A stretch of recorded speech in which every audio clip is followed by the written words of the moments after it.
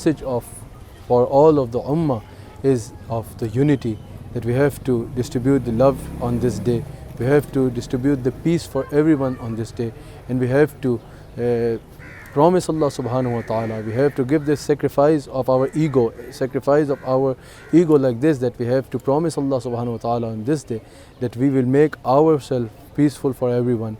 We will show by our gesture that Islam gives loves to everyone. Islam is the love spreading religion, and Islam means peace, so Islam gives peace to everyone. 10 ज़िलहज्जा को औलाद आदम का सबसे महबूब अमल यह है कि वो अल्लाह की बारगाह में कुर्बानी करना।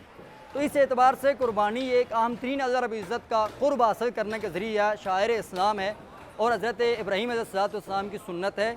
और जो बंदा इखलास के साथ, लिल्लाहियत के साथ, तक़वे के साथ कुर्बानी करता है, मेरा आका ने फरमाया कि उसके लिए हर बाल के बदले में अल्लाह रब्बुल इज़्ज़त एक नेकी अता फरमाएगा।